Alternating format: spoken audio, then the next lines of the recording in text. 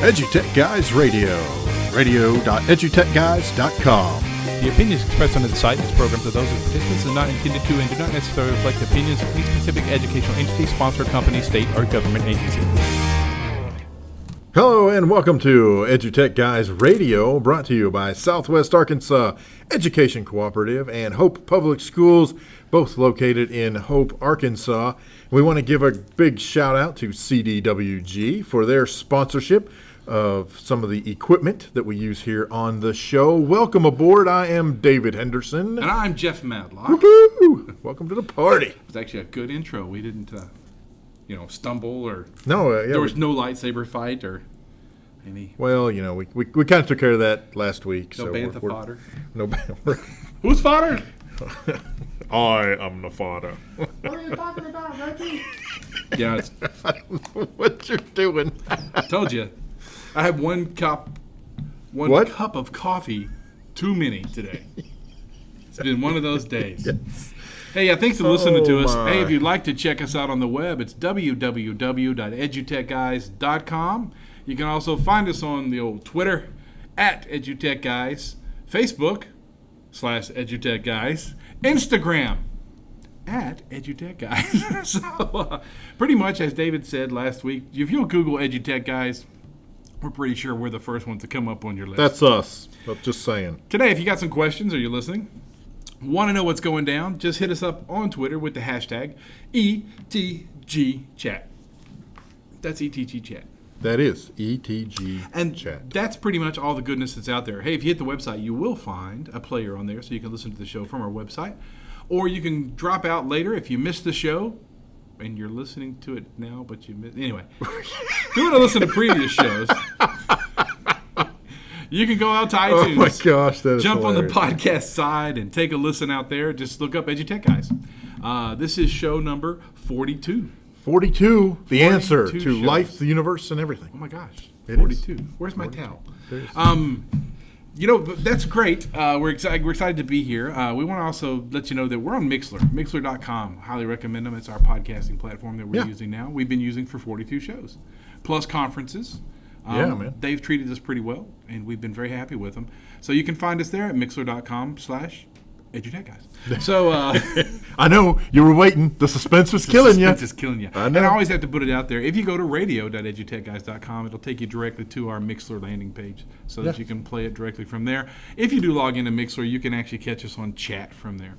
There is a Mixler app for Android and for Mac OS X. Mac iOS. Sorry, Apple iOS. Jeez. And there's actually an app for Mixler for broadcasting for the Mac OS X, is what we're using here today. And I'll be honest, I can't remember if in all of the EduTech Guys stuff that we covered, did we cover the fact that the podcasts are available through iTunes?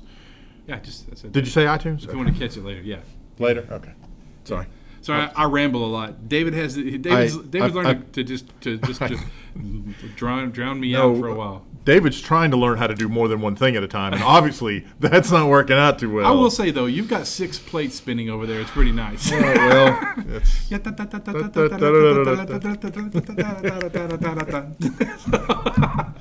Hey, today we were supposed to have a guest on, which was Daisy Dyer-Dewar. But she had a double schedule conflict. She's actually on the East Coast. She is. She's actually coming in from New York. And so the times got all screwy, and that happens. I've done it before. Once in Siberia, you talk about getting your times messed up there. So anyway, but yeah, she's gotten her time messed up, and so we'll get her on the flip side. Yeah, we'll get her on another show. We'll bring her in and see what's happening with her. That's right. And you can kind of keep up with her, just FYI, at Daisy Dyer-Dewar. That's Daisy, DAISYDYERDUERR, on Twitter, etc. And she is the co-founder, I can't remember how that works, of the Arc Ed Chat that happens every Thursday on Twitter, hashtag Arc Ed Chat. That happens every Thursday evening at 8 o'clock Central, I believe. I can't remember now. So it's Thursday, yeah, tonight. That's what I said, Thursday. No, not tonight. Tonight's 8 o'clock? Wednesday. Oh, is tonight Wednesday? It is. Told you. The caffeine's a flowing, baby. Yeah, that's right. That is right. Okay. Yep. So we gave out that. Sorry shout for the 3 people that were listening that we lost. Yeah. It's one of those shows. It's one of those days. Hey, what the heck? We're kinda, We monitor we're and kinda adjust. shuffling, yeah. We are. Hey, but you know what? That's part of that. We monitor and adjust and pick it up and go. Shuffle up and deal. Oh, wait, that's not this show. Shuffle up and deal. That's right. So, listen, today on the show, since we're kind of dropping back to some secondary notes that we had, it's getting close to the end of school. In Arkansas, it's just 2 weeks away. Yeah, man. In fact, most schools will probably be doing graduation this weekend. Mm-hmm. And the 25th rolls along pretty quickly. No. That was good, though. That was nice. I think that was kind of like oboe meets bad French horn. Well, I can play any instrument. I can. You give me any instrument. Just not well. Exactly. You set me up. The aptitude, however. Yeah, so school's getting ready to come to an end, and the big time of the year is summertime. We were talking earlier. We believe that summer is probably the pinnacle of curriculum modification and addition, because so many teachers and so many administrators go to conferences and workshops, and they see all the new pretty stuff, and whatever's getting hawked, whatever is heading out there this year, that's going to be the big fancy new shiny thing that's going to be and there are other education conferences that happen during the year, and I think sometimes folks go to those conferences and they see what you were as you were mentioning, what curriculum's coming down the pike, and so they wait until summer. You don't want to change curriculum in the middle of the year, well, at least I guess not. So they do that generally during summer, make those big changes, and then have the students come back to something completely and utterly different. Not saying it's good, bad, ugly, or otherwise, just saying that's what happens. Summertime, things change. I know the local district where my kids, I can't say kids anymore, but my daughter goes to school. They're making huge changes at the high school. They're moving to a completely different. It's not just curriculum, but it's a completely different system. Instead of having 7 periods a day, what have you, it's going to be much more free flowing, much more open, much more student choice involved. So it's going to be interesting to see how that comes about. But that's the big change that's coming for that district over the summer. So yeah, man. Yeah. So part of our thing was I was asking David what he thought the big silver bullet, standpoint was going to be for this summer, because every summer it's something, makerspace or flipped classrooms or 1-to-1 or robots, right, or exactly, 3D printers. Yes, and it seems like over the past probably what 6-7 years. I got the hiccups from somewhere. You'll have to. I'll scare him out in a second. Thanks. Wow. Over the last 6-7 years, it worked. There have been. It just seems like, as you had mentioned, it seems like there's kind of this silver bullet mentality, and I just from that silver bullet standpoint, I don't really see one this year. I mean, I really don't. I think to me, it's as if the districts are taking, or some districts, whatever, they're kind of taking all of the silver bullets that have been attempted over the last 5 to 7 years and loading them into one chamber and just boom, scattershot. So basically, instead of a revolver with a silver bullet, we're now packing this into a shotgun, and it's kind of, I don't know, in a weird sort of way. To me, I see it as anytime something new comes along, there's kind of this wave. And you have some folks that they are in the front of the wave, and they're the ones who are shouting from the edge, going, "This is what it is. This is what it is. This is where we're going to go." And then you have folks who are just on the back side of the wave, and they're sort of riding along, and they like the idea of whatever this particular thing happens to be, but they're kind of riding behind the forefront folks, kind of catching their wave, as it were. Right. And then you've got the folks who they kind of linger back even further, and they're not riding the wave per se. They're kind of waiting to see what happens when the wave crashes on the shore to see what sticks, what's still around. So I think in that regard, what we have is, you've got these different makerspace and I don't know, whatever, coding and robotics and flipped classrooms and project-based learning. And that's all sort of melding together. And I think schools are trying sort of that approach, taking bits and pieces from each of those and figuring out, okay, how do we tie that into our curriculum? How do we make that kind of that we take all of those individual silver bullets, and maybe this is a better analogy.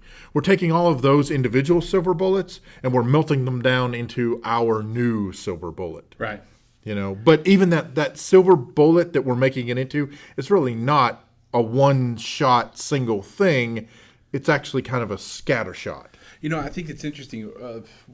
My technology department, we just released a survey today asking some specific questions. And I wasn't going to bring this up, and I didn't choose this topic specifically because I'd done that. But I started. Sure, I see the ulterior motive.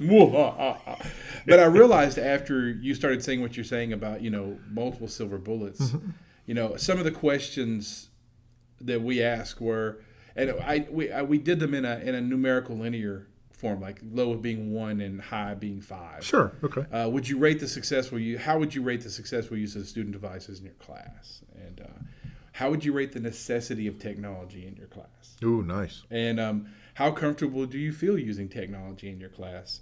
And then how do you feel about using the effectiveness of blank as student devices like we use in our classroom? Sure. And then I one of the other ones that I did was, do you believe students should be issued the device or classroom sets?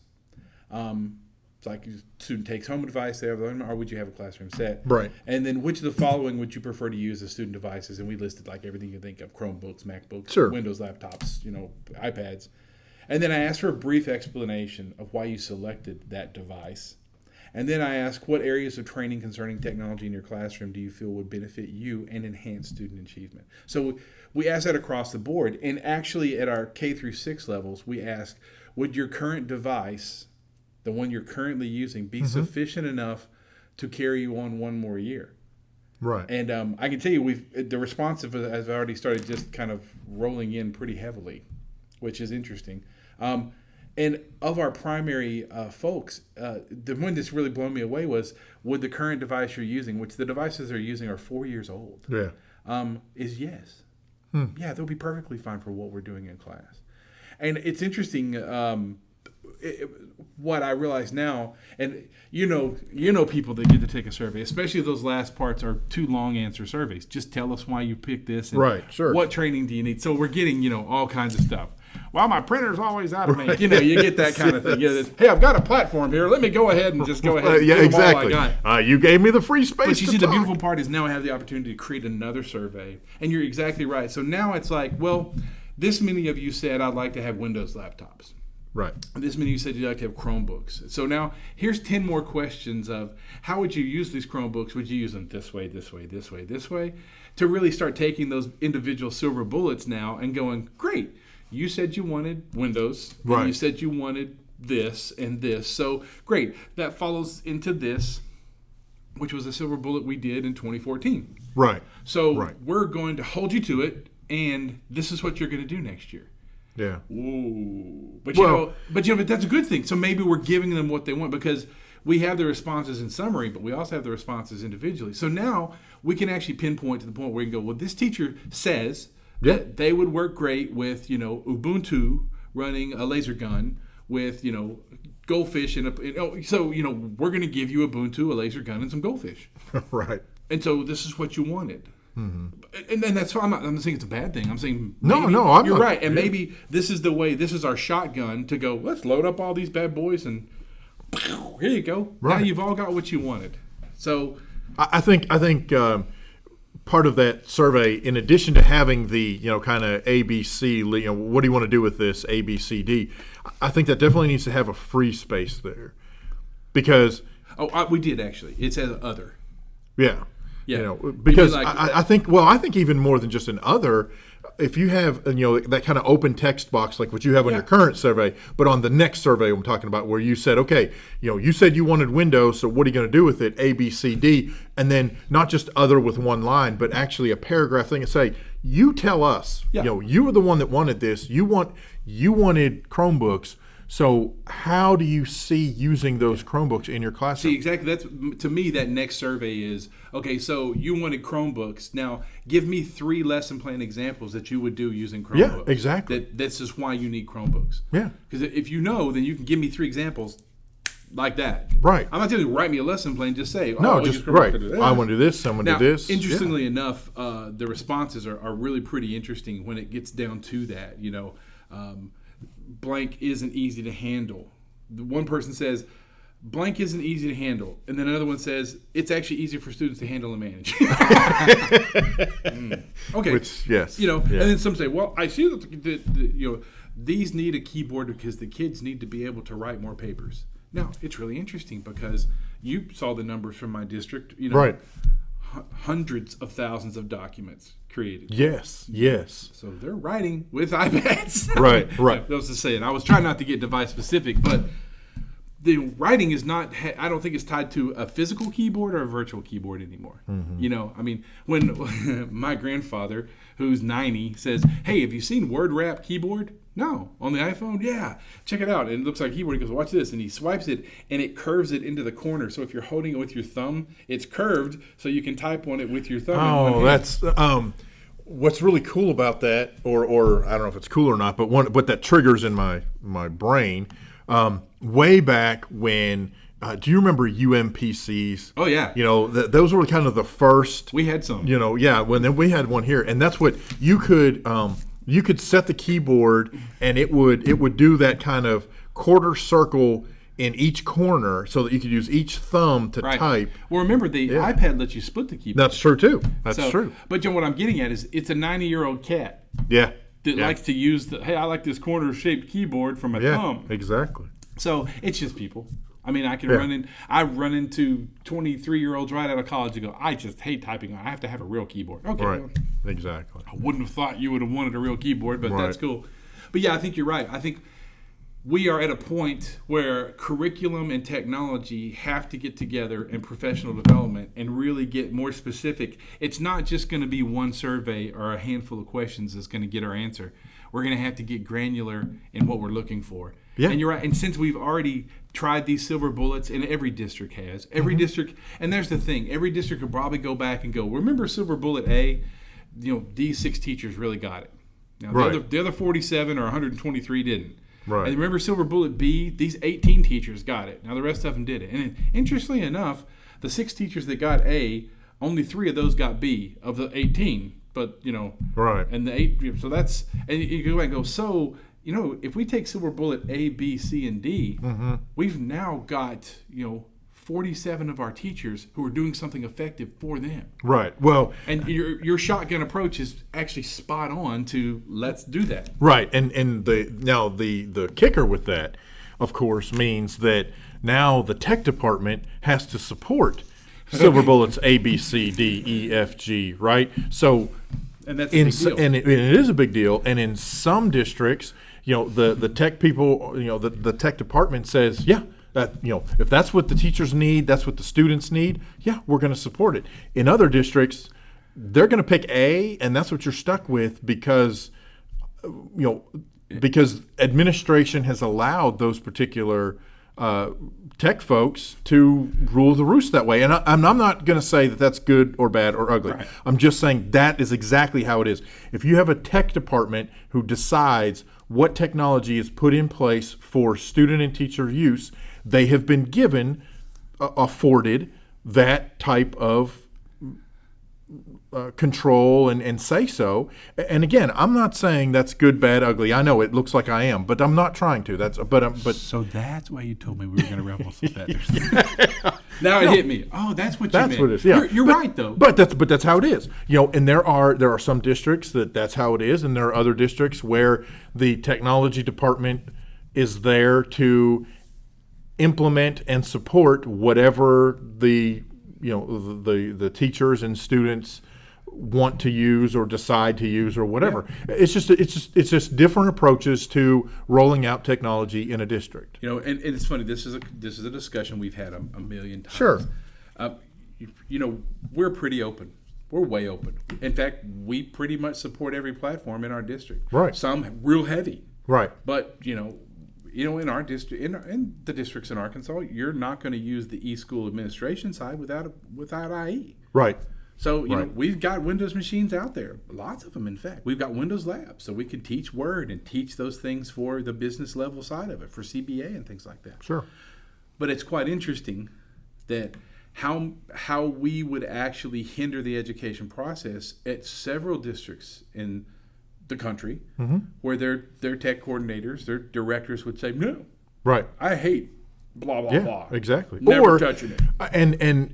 Or not even from the I hate such and such perspective, but from the I will only use such and such. I will tell you, here at the Education Service Center for a while, we were Dell only. And I'm going to say the brand just because I'm going to make a point here in just a second. But we were Dell only. We did Dell servers and Dell desktops and Dell monitors and Dell projectors. I mean, everything was Dell printers. I mean, it really was. Everything was Dell. And that was fine for that person who was handling that. But by the same token, when other things, when certain folks wanted something else, I don't want a Dell. I don't even want a Windows PC. I want a Mac. It took some bending and ultimately breaking, I guess, in a way, to where it was like, okay, well, you can have that, but here's how we're going to roll. Here's how we're going to implement that. Right. I will tell you that under my I don't know what you would call that, under my rule. It's not really a rule, but. As me being technology coordinator for this particular organization, I don't care. I really don't. You want a MacBook? Great. And your budget can support it and whatever else? Great. Knock yourself out. You want a Dell? Great. You want Lenovo? Great. You're brand and or device agnostic? Great. Tell me what you want to do with it. I get you what you need. I've had several vendors who have contacted me and said, yeah, but wouldn't you rather have one brand across, as far as support goes? A Windows PC is a Windows PC. Apple is Apple, so there's that. I think that's why you get that from those companies, is because they realize, well, Apple's dominating their Apple. It's the OS. It's the whole thing. Right. Yeah. So with Dell Apple, it's the whole HP, package. And now those folks, they're like, oh, we just Right. Don't. Wouldn't you rather have HP everywhere? Wouldn't you rather have Dell everywhere? Yeah. No, I don't really care. When it comes down to it, I'm going to support what my folks want. Yep. And whatever helps them achieve their goals. Now, I say that as far as my capacity goes. Yeah. There are several layers of administration above me, and they dictate, whatever mandates, or I don't want to say mandates, but they do a lot of the other evaluative side of rolling out equipment. Right. Does this user need device X? Right. Especially if the user already has a similar device. Okay, let's look at how old it is. Let's look at the functionality. So everything's working for you. We can't just buy a piece of equipment just because you want a new piece of equipment. Right. But if it turns out that we need to buy you this new piece of equipment because really, when we look at it, it's warranted, then we have that discussion. Right. Well, it's interesting. I guess we didn't mean to get off into that whole hardware, but but honestly, that's the interesting one of the. I was just perusing the responses when they were coming in, and one of the responses was, "I prefer Windows because our students really need to be learning Word and PowerPoint and Excel." And I thought, to me, that's an immediate. Yeah. This is 2016. Mm-hmm. All of the things that iPads and Surface Pros and Windows laptops and Mac OS laptops have is that Office 365 and Google Apps works on every one of those. Right. And, we're down to, a word processor, and I hate to use that because it sounds so archaic. Yes. is a word processor. But it is. You're right. Word is a neat thing, and word art is cool, and doing all the crazy stuff that you can do in Word with all the cool things. The majority of humans use 3% of that. Yeah, well, that's what I was just going to say. Yes, I will. I'll be the first to stand up and say, in any word processing package, and as it sits, it's still Microsoft Office as the de facto business application suite. Right. So, okay, yes. But push comes to shove, how much of the feature set is being used? For the most part, no, you're right. You're going to use 3%, 5%, pick a percentage, but it's not going to be all of the bells and whistles that come with, say, Microsoft Excel. So could I do 99% of what I need to do in Google Docs, in OpenOffice, in generic name of spreadsheet program? Yeah, I could. So that part of it, I don't think really matters as much. It's the overall concepts. Are you teaching them how formulas work in spreadsheets? Is it, are we talking about rows and columns and cells and calculations and that type of thing? Does it matter what I'm doing that in? Not necessarily. I wouldn't think so. I think part of the issue, though, you're blowing up, dude. I would say, though, that part of that pushback or part of that desire to have, using your example, Windows PCs with Microsoft Office, is that I don't think some of our teachers understand that this is where the world is. Right. They're going by what they're used to, what they're accustomed to. Frankly, some of it is what they used as they, quote unquote, grew up, what they grew up on. Right. Right. And I think I really think that's a big part of why. Well, frankly, I think it's a big part of why we do a lot of the stuff we do, word processing or otherwise. A big part of why we use certain things. It is. That's right. It's my comfort zone. This is what I know. This is what I like. Yeah. I had a discussion with someone the other day. Said, "Well, I just don't like Chrome. I like to use Safari." And someone says, "Well, Firefox just gets the job done a lot better." And here's the thing: I don't care what you do. Right. We use Gmail, so right. You're exactly. pulling Gmail up and whatever. Rock on, baby. That's right. I mean, but there's that interesting thing. It's the same thing about. I agree with you 100%. That's they're comfortable with it and they think that is what you've got to know. Well, right. It's not. And I think that if you could ever get those people one-on-one, see, there's the interesting part of professional development is since we can get granular and we start using our shotgun approach, right. If you can get those one-on-ones and go, maybe they just need to see cloud operation, right? Just together, where they go, well, I've always written it in Word and then I just copy it to my Google Drive. Well, listen, you're like, hurting yourself here. Right. Just keep it right there. Well, and I can't tell you how to this day I still get at least 4 or 5 calls a year with, I was working on a Word document and the power went out and I lost everything. I lost it. Yeah. Had you been in Google or Office 365 even, it's saving continuously as you're typing. Right. Yeah, there's no save anymore, really. I mean, it's just close the document, walk away, and come back. It's all still there. Right. As long as it says all changes saved at the top, you're good to go. But I think that's a big deal. I guess my biggest thing with what's happening over this summer is you're right. You said it earlier. Makerspace is still going to be big. It is. Makerspace is a big deal, and that was the easiest way for whoever's making the push to get the entrepreneurial idea of invention back into mainstream education. Yes. We don't create inventors. Right. We do science fairs. Right. We make volcanoes. Yeah. But the big yellow ones. The American spirit of invention, which is not just an American thing. No. But this big old country, a lot of inventions have come out of this country. Sure. In the history of the world, I think we're probably inched ourselves near the lead. But, I think that's the makerspace movement, is to get kids working on processes so that they understand it better and they get the whole process going. But, Will Richardson, who will be on the show in the 25th, by the way, so I'll throw that out there. Cool.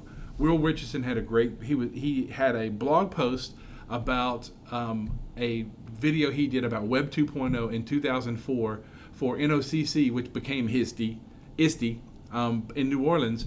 And it was interesting, but his quote at it was he was talking about stuff then that, as he said, and I'll quote it, but so much of it still feels edgy and innovative as compared to current classroom use of technology. See, there's that sad part is all those silver bullets that we can go back for some time. Oh, yeah.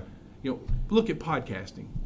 It's been around a long time. Podcasting existed with the invention of the iPod. Yeah. Well, that's why it's called podcasting. And that's a long time ago. Yeah. That's before the iPhone. That's before smartphones. We don't even use that term anymore. Right. That are commonplace now. Everybody says a phone. Oh, we got a phone. You got Nokia. I've got a.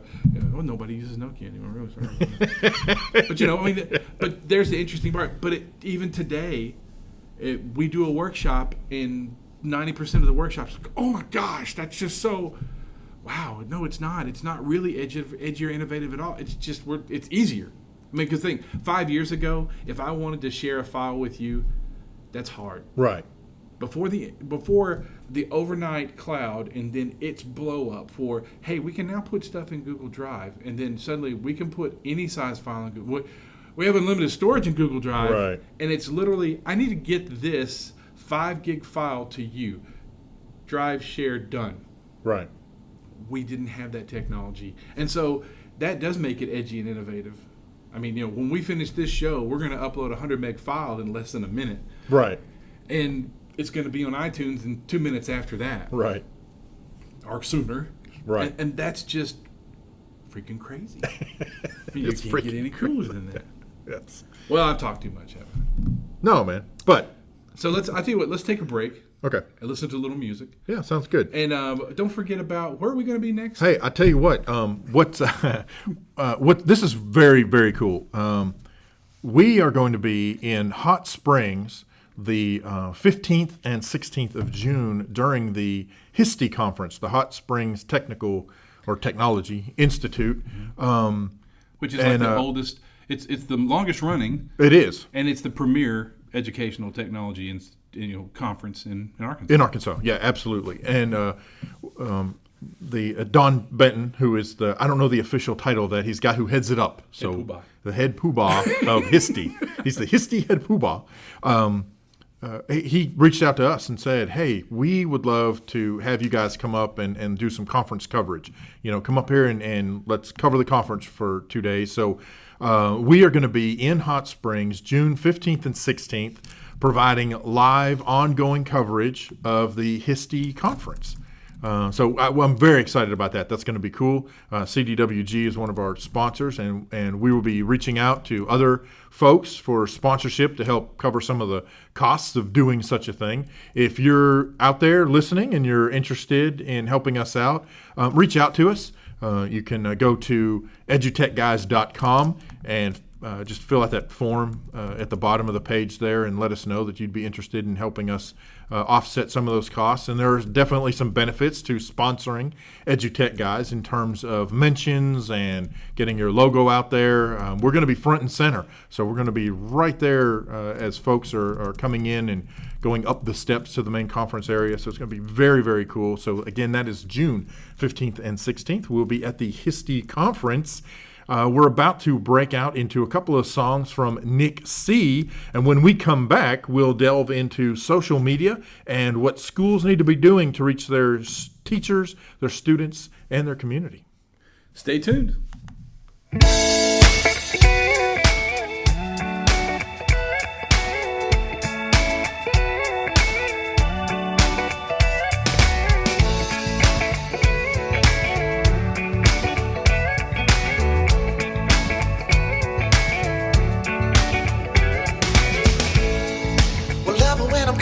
Your name, will you hear me?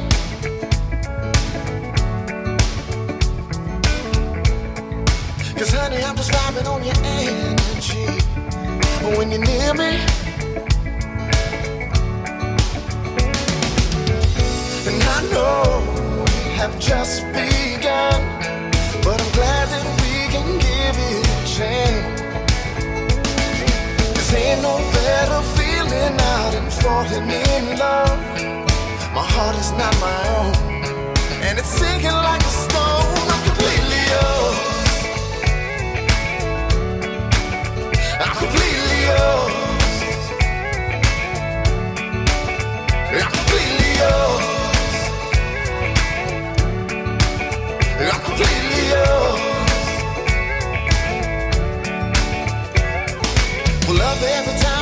lost my mind. I think of bright moonlight and a glass of wine and slow dancing on the beach to our favorite song. And if nobody's looking, we can get it on. But I know we have just begun, and I'm glad that we can give it a chance.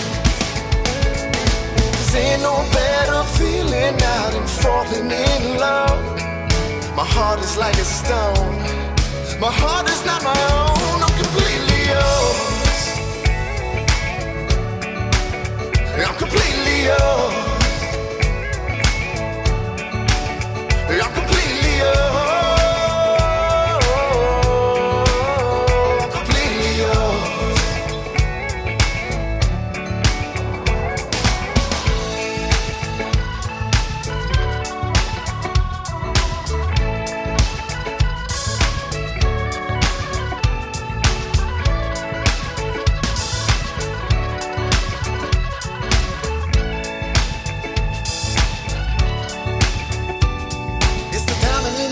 When you look at me, the way my hair stands up when I hear you speak, the way my legs turn rubber when you love me down. I said, hey, little lover, can you hear me now? Well, I know we have just begun, and I'm glad that we can give it a chance. 'Cause ain't no better feeling out than falling in love. My heart is not my own. It's sinking like a stone. I'm completely yours. I'm completely yours. I'm completely yours. I'm completely yours. I'm completely yours. I'm completely yours.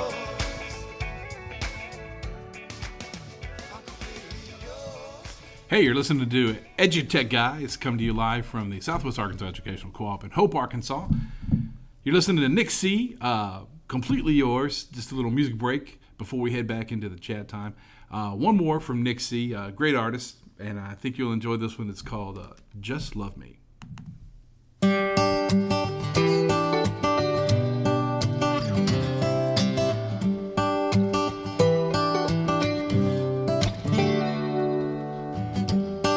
When your eyes they gaze upon me, and your silhouette is near,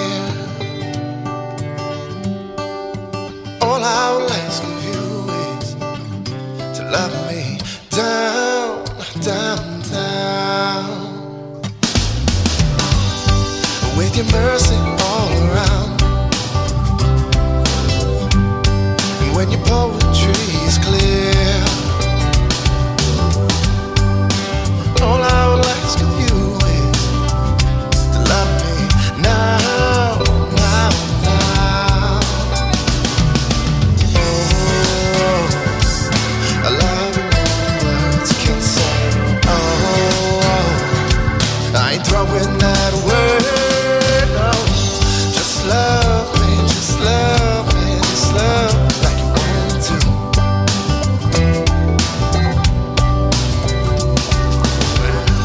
Just love me, just love like only you know to.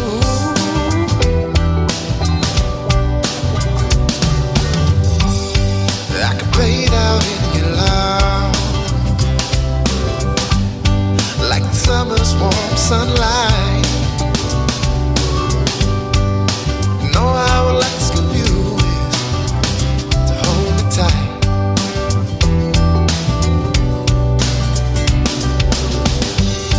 With your gentle arms around me, like whisper winds at mine. Just have to ask of you to go all night.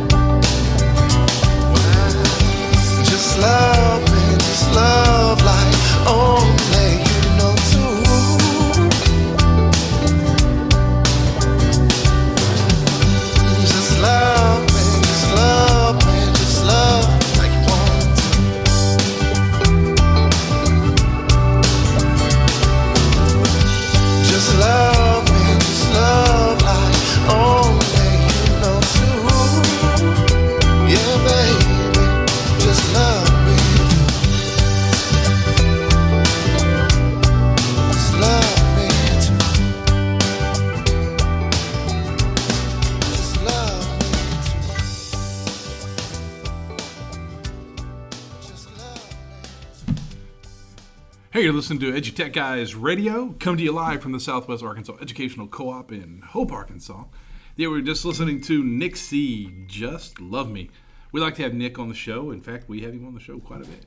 Yeah. Because he's one of our favorite artists. Listen, if you're listening or you know somebody or you listen to this podcast that would like to be a featured artist on the show, just reach out to us. You can hit Jeff at edutechguys.com or David at edutechguys.com, or just head over to www.edutechguys.com, drop down to the bottom of the page, and just fill out the contact form right there.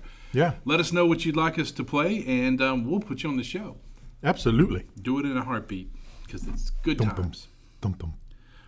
My phone's blowing up. Everybody loves me. All right, so one of the other things that we wanted to talk about today is social media. And we've talked about this subject before on the show, and we like to revisit it from time to time. But we want to, talk about how schools, obviously in particular, can really leverage social media and some of the things to think about if you're a district and you're hopefully already using social media, but if you haven't really jumped into it yet, just some of the things to consider as you're working on your social media outreach. What are you going to do with it?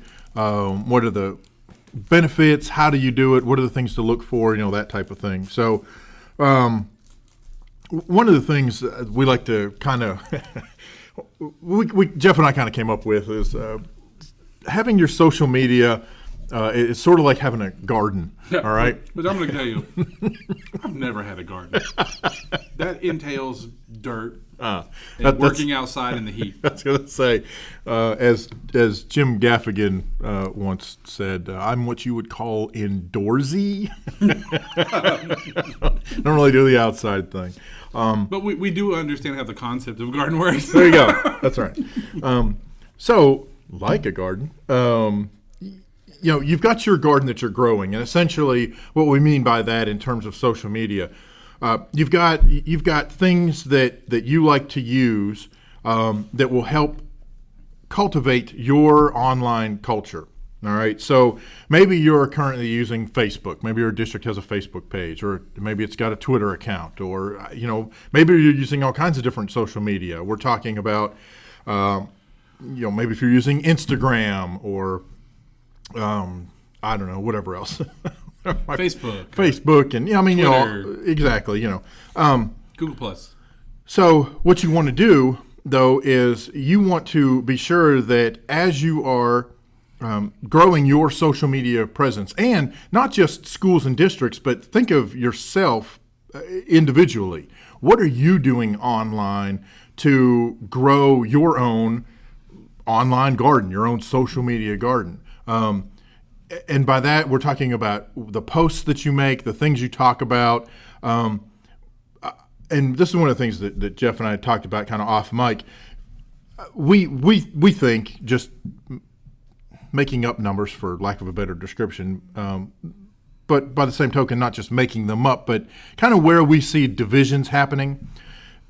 We would say that about 50% of your online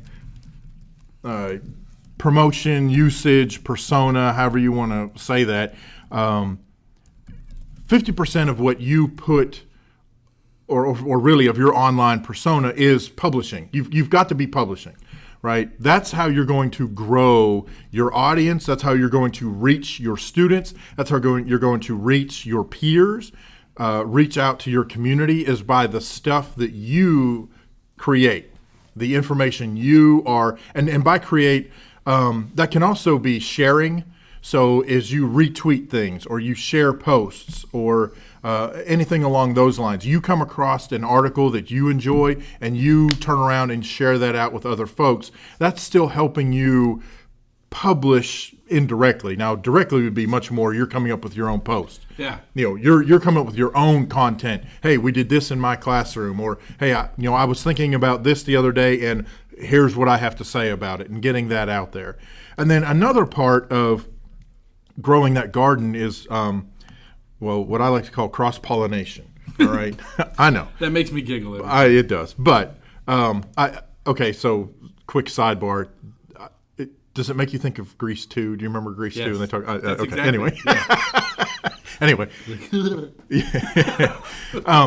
And by that, what I mean is that is where you step out of your own garden, the things that you're doing, and you reach across and you follow other folks, and you participate, not just follow what other folks are doing, but you participate in the things that they are doing. By that, I mean things like we were going to have, Daisy Dyer Dewar on, and she's got several ed chats that she actually hosts now, but one of them is the ARC Ed chat. So we've talked about this before, every state has its own education chat that's held. So you could look up hashtag your state abbreviation ed chat, and you will find, MN ed chat, MI ed chat. I mean, there are all kinds out there.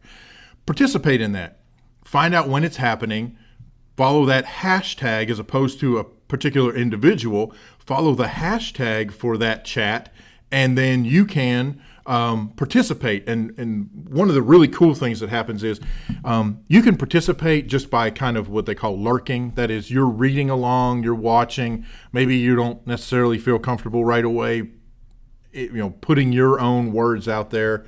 But invariably, hopefully, what happens is they post a question that is exactly where you are, whether it's something you've done, whether it's something you're thinking about, and that's when you reach out and go, you know what, I'm going to respond to this and say, yeah, I've done such and such, or, well, I think students would be better served such and such. And suddenly you are taking part in that other garden. And what happens there is you will pick up followers, people who want to hear what you have to say because of what you just said. And so that helps you grow. And by the same token, you turn around and you're sharing part of your garden out with that other group of folks. And so it's all growing together, helping you get that outreach. And by the same token, if you aren't already hosting some kind of a group chat as part of your district's overall social media outreach, man, I wholeheartedly recommend that. That's what a great way to turn around and you could have, I don't know, like, I'm just going to use the example here. We should probably host here, now that I'm saying this out loud, my boss is going to kill me, but we should host something like SWAEC chat, or like what Jeff and I do with EduTechGuys, ETG chat. We found a hashtag that wasn't being used. I'm sure somebody's going to piggyback on it or whatever to do what they want to with it. Yeah, I know. But so we created our own. We created a ETG chat, and that's what we post out. We preface things with that hashtag, and so that kind of helps, or hopefully is helping build this community of folks who want to talk about education technology. Mm-hmm. And so you could do the same thing in your district. It doesn't have to be technology either. It could be around anything. It could be the district in general, and you've got different teachers that host it, or maybe you're going to have the superintendent come in and they're going to be the guest of the day, and they're going to have 5 or 6 questions that they pose out there and have folks respond to. So it's a great way to reach out to the community. So just different things to think about when you're looking at your online presence, your online persona, what you want your district to look like, what you want your classroom to look like, what you want your professional learning community to look like for yourself individually. Yeah. Well, I got nothing to add to that. Sorry, I did not mean to hog the mic. I was trying to get a word in. I know. Sorry. I also had a mouthful of Milky Way, so I couldn't really talk blah, blah, blah, blah. But David hit it on the head. I mean, there's nothing for me to add to that except that he's exactly right. That's another interesting thing is that if you're not doing some form of social media, and, interestingly enough, schools and Facebook, I think a school site on Facebook is a great way to reach a lot of parents. Yeah, absolutely. It's just the way you got to do it now. Facebook, personally, that's your own call. Right. But, now that you can have pages and things like that inside Facebook, then, when you build your brand, and this is what this is about, is your brand. And if your brand is just a brand for 120 students a year that come to your chemistry class, then that's still your brand. Mm-hmm. And building your brand online is very important. And you never know when your brand's going to take off. Right. And what your brand's going to bring you. Because the interesting part about it is if someone likes a brand, they're going to stick with it. And I think that's an interesting part of social media along the Twitter sphere, along all of it, is that, your Twitter account branded correctly means that you're going to have decades of students from now on following you Right. forever. Yeah, absolutely. And, your chemistry class in 2025 might benefit greatly from a former student who just created the first, transporter. Right. So because they were part of your brand and part of your Twitter class, and still follow you to this day. So, that's a big deal. Also, it's about a numbers game. Sure. It really is about a numbers game. And when you get on, we talk about numbers all the time, but when you get on Twitter and you see somebody with, they've only got 82,000 followers. Well, that's 82,000 followers. That's, if you reached out to your 82,000 followers and said, hey, can anyone send me a poem about roses for English class to break down and look at? Right. You're probably going to get at least, in worst case scenario, several hundred. Right, poems. exactly. You've got 82,000 people following you. Right. That's why also along the lines of, if you said, listen, I can't pay my mortgage, can anyone help me? Well, if 82,000 people sent you $1, Right. oh, thanks, I paid off my mortgage, and now I don't have to teach anymore. Goodbye. But, it's one Now, of those that wouldn't things. do it. But That wouldn't do it. But you'd be surprised about But- people that might. right. That's one of those things. Let's look at, we were talking about Kickstarter and other Sure. funding. They're making millions of dollars for thousands of people. right. And it works. And so, you definitely, social media is part of the game, especially even when it comes to podcasting, because this is the commercial for podcasting. Right. Yeah. Twitter is to us one of our biggest responders for how we brand ourselves is with Twitter, and we use Facebook, but Twitter is one of the bigger ones that we use. So it's how we meet most of our guests, Right. and it's how we contact most of our guests. Exactly, and that's exactly what I was just going to bring up was, we're relatively old school, so we still enjoy the email, right? We like to use email a lot as a form of communication, but it's been amazing how many folks that we've reached out to, or really have reached out to us through direct messaging on Facebook. On Twitter. And that's exactly how we handle the business. And we say, hey, let's figure out the scheduling, and here's where you can go to get scheduled, and let's talk about this, and let's do this. And it's all handled, through, in this particular case, handled through Twitter. Email. Who's doing email? So it is really a great way to reach out to folks. In terms of in the classroom, they have all kinds of things. You got Skype author chats, and it's amazing to me the folks that you are able to reach out to through different social media avenues. And you say, hey, would you mind coming into my class, Skype into my class for 15 minutes, and we want to talk about such and such. And they're like, oh, yeah, I got 15 minutes. I'm hanging out at the airport doing nothing. Yeah, sure, I'll come on. It's crazy incredible. It's very cool. Very cool. Listen, as the taskmaster, that's why I paused where I did. you knew it was getting close to time. I did. We like to, it's really funny. We talked about at the beginning of the show. I don't know why we think that there is a time construct to this. There is not. Our thousands of listeners expect us to be on at 4. Yes. And so we're, You missed the decimal point. and the interesting part is the majority of our listeners, the majority of you folks listening, just come on the podcast end of it. Right. So after time it's already is not recorded. Right. Yeah. Time is of no issue. There you go. And we'll wrap this thing up. So today talking about summertime. If you want to let us know what your district does for summertime PD, Yeah. if you're having a great time with your PD in your school district, or you have a great revolutionary idea that these two idiots didn't think of that you would like to, There'd be a lot of those. or you think might be worthwhile, then let us know. Hit us up on hashtag ETGChat. Or just directly at EduTechGuys. If it's longer than 140 characters, then head over to the website, drop down to the bottom. There's a contact form there. And let us know. We'll start a conversation with you and maybe even get you on the show. Yeah, man, that'd be awesome. Please do. And also, let us know what you think about social media. What's your take on social media in education? And branding as an educator. I think that's the next thing that's going to happen is that, just throw that in there, is that education, as an educator, you might not be tied physically to one school. Right. So, you got to start branding yourself now to prep for that in the future. Yeah. But hey, so the last thing we have for the day is the Google tip of the week. I gotta get some music behind you. Some banjo. So Google, you know how we love the Google tip of the week. Something that came out this week is pretty interesting.